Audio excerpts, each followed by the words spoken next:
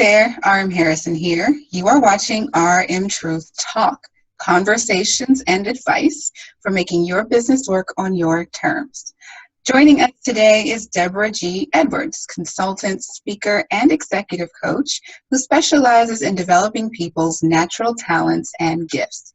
Deborah is also a Gallup certified strengths strategist. So she will be sharing with us how to understand and leverage our core strengths to define how we show up and serve in our businesses. Deborah, thank you so much for joining us today. Thank you, RM. It's good to be with you. Good to have you here. So can you tell us a little bit more about what this whole strengths thing is about? You bet.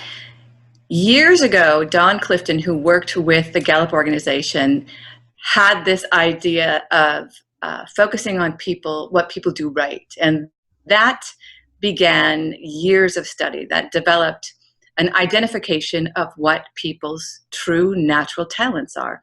From that birthed the Gallup Strengthsfinder assessment. And that is the tool that I use to work with people in developing what their true giftedness is. Very nice. So this whole concept of strengths, it's about your gifts, it's about your talents, what makes you you, right? Right, that's exactly right. Because we are all, in fact, while human beings and similar, we are all, in fact, unique, and we are wired that way on purpose. You know, I am not a perfect human being, meaning I don't have every single talent that there is, nor are you, right? But I show up as me, and you show up as you, and that combination is beautiful. That's where those imperfections together are perfection, right?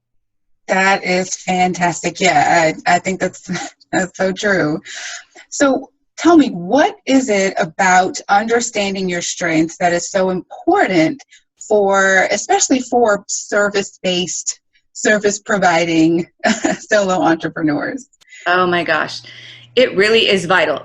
Because the service that we offer, this is what we have to give. But as a solopreneur or a service provider, right, we do a huge variety of things. And in order for us to optimize, all of our energy and all of our talent and get everything done that we need to get done, we really do need to be moving from our strengths and understand, how am I wired? And then how do I use that to get more done and to do it in a more effective way, right? And more importantly, to really fully show up as me, right? Because when I'm fully being myself, my presence is completely different and I deliver differently. I love that. And so strengths, I mean, in many ways, it's like the foundation for how you show up, right? It's this that is exactly sort of right. core genius that you operate from, yes. that makes you serve well, that makes you serve as yourself. Yes. And it kind of helps lead the other decisions you make about your business, right? Your messaging, right. branding, yes. your services. Yes. I love that. Yes, because how you would do that, how you're wired is unique to you, and how I am is unique to me. And it's so vital that we know that and understand that, because that's what we have to utilize, right? That's the who that we are, and that's how we show up. And not having that awareness, there's a cost to that for sure. Tell me about that. What is the cost of not having that awareness? Let me put it like this. When you aren't operating from your strengths, it often shows up like low energy, frustration, and comparison. So I'm going to start with comparison, because a lot of times we think we have a tendency to look to what other people are doing to try and figure out how we might do things better, right? And there's nothing wrong with that, because there may in fact be this tip or this process or this new tool that can help us with productivity and results. But when we begin to compare, well, how come, that person always can think of that strategy, or how come that person always births these amazing ideas and I don't seem to do that? When you start to do that, you deplete yourself. You then begin to be in a place of low energy. But when you instead stop looking at what everybody else is doing and really hone in on who am I and what do I have to bring to the table, right? And how do I best do things so that I deliver it from a place of excellence, right? From all that I am.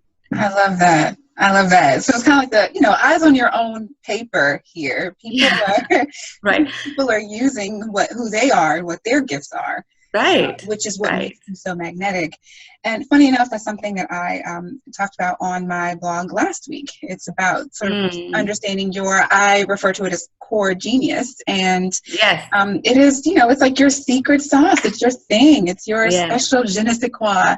And it has nothing to do with anybody else. It's about you, your personality, what you're great at. Right. And all the things that make people want you over anybody else, right? Yes, exactly. Yeah.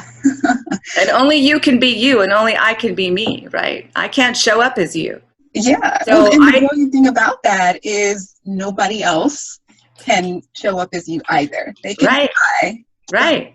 But that's a gigantic waste of energy, right? It is. But why do you think that people try so hard to clone somebody else in their businesses instead of just trying to be themselves, just coming from a place of this is who I am, this is what I bring to the table, and strengthening that or playing that up instead of trying to cover it up, I guess, with another identity? Well, we live in a world, I love that you use the word identity, because that's, in my observation, the key. We live in a world that is all about identity, right? It is, it is image and identity and, oh, that looks successful and that looks successful. Mm. And so we're constantly looking outward as the measure. Mm. And it is the way our society is, I mean, you look at roles like fame, actors and actresses, and we look to them as measures of success. So part of it is identity. The other part of it is there's a payoff for us when we look outward and we don't look inward. We don't take responsibility for ourselves and our lives and our outcomes. And when we can do that, we have a temporary better feeling, but a long-term bad feeling. Does that make sense? Yeah, absolutely. Absolutely. So now I want to go back because I think that I cut you off. You were talking about, I think it was 3 things. One of them was the confidence issue. I'm sorry. Comparison. So we compare, right? And so that's the beginning. Then from that, we're looking at why don't I have these things, right? Mm-hmm. And from that begins frustration. Or we try to do things a certain way that's outside of our natural giftedness. We can't quite figure out the why behind why we're frustrated or why it's not effective or why we're not getting as much done as we think we should. Mm. And all of those things result in low energy. So if you think to yourself, am I operating from my strengths? Well, if you're frustrated, if you're constantly comparing yourself, and if you're low energy, if your energy flow is not working for you, then you likely are not. Wow, that's kind of heavy. So pay attention to how you feel. It's heavy, but it's really good because, yes, pay attention to how you feel, because our feelings, how we feel, are given to us in order for us to make decisions, in order for us to see where our direction is, in order for us to correct our course. Course correction, I like that. That's a term I like to use as well. So, Deborah, I always like to kind of relate the concepts that we talk about in rmTruth to a personal experience or a personal story.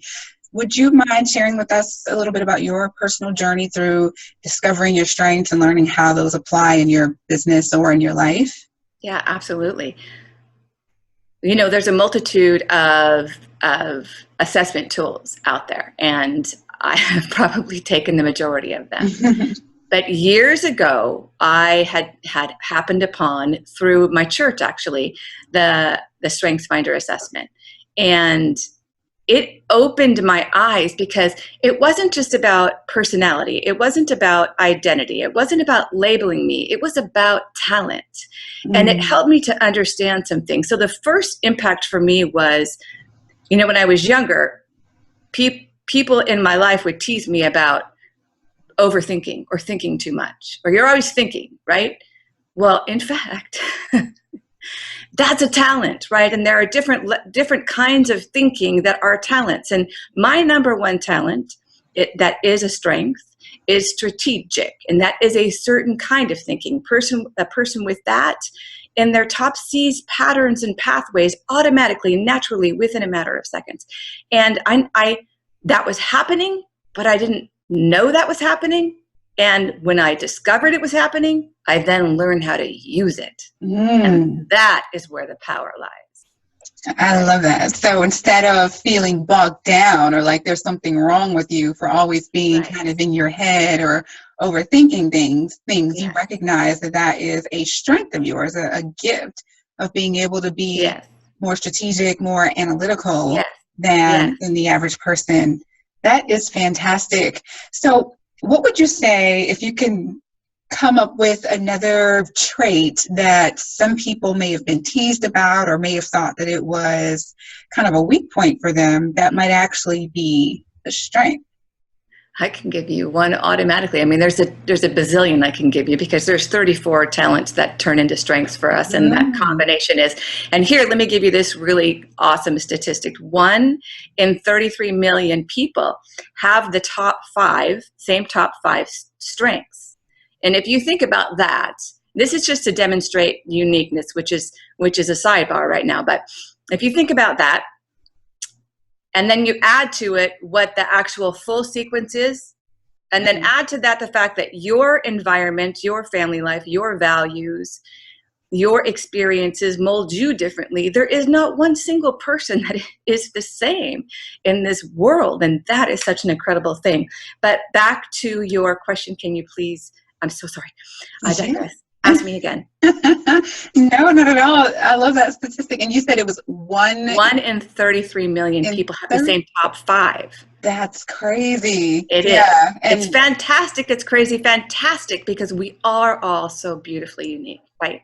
I love that. Oh, what you asked me was another one. So there's a talent that is called ideation. And that person churns ideas, births ideas on an ongoing basis. And classically, when they don't have then the tool or a variety of tools for idea management, they are known as people who never get anything done.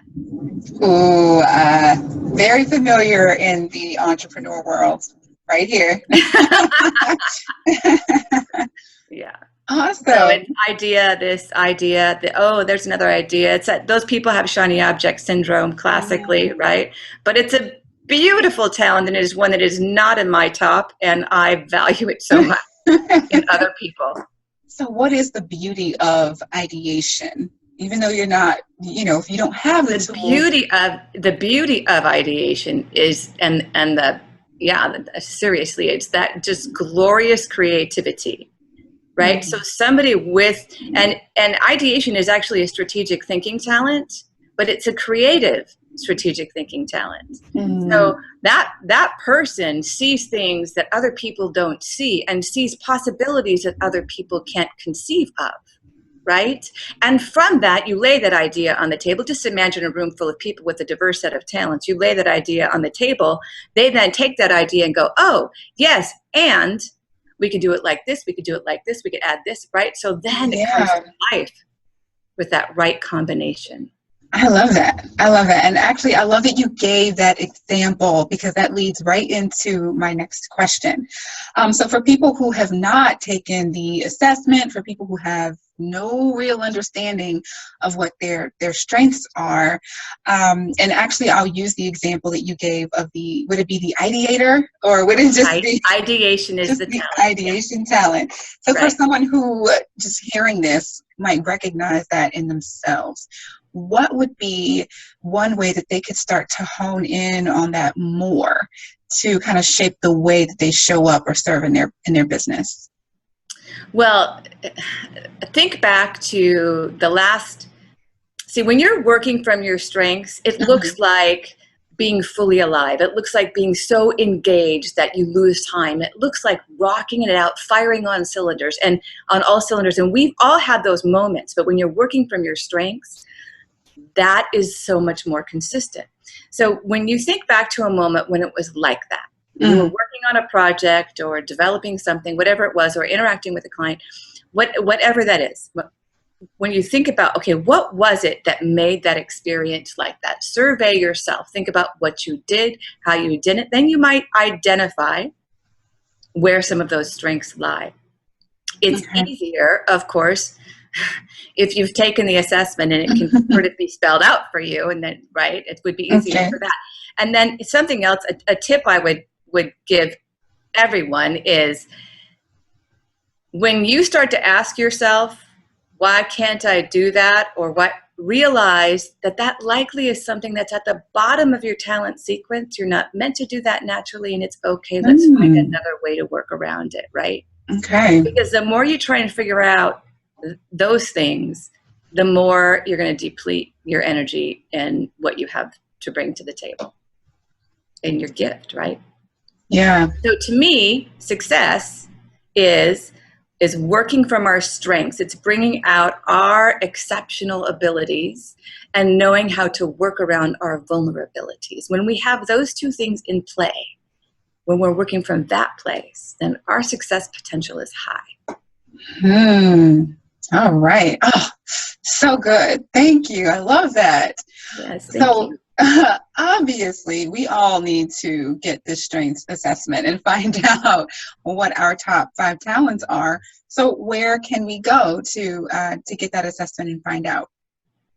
You all can go to Gallup Strengthsfinder, GallupStrengthsCenter.com and purchase a code. It's $20. That $20 will give you your top 5. The assessment takes about an hour or just shy of an hour.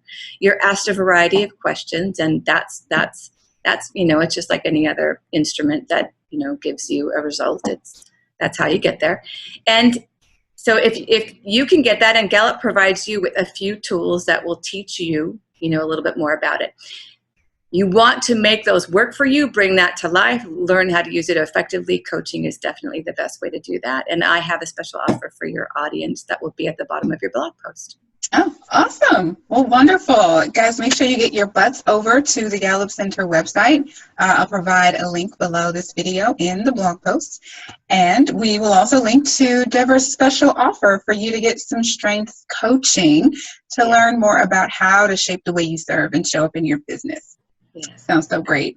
Deborah, this has been such a wonderful conversation. Thank you so much for joining us today. Thank you. Any parting words for our audience before we go? Own who you are, because you are magnificent. You are magnificent. You are absolutely magnificent, Deborah. Thank you. Thank you, love. Guys, thank you so much for watching. Join me again next time for another session of rmTruth Talk.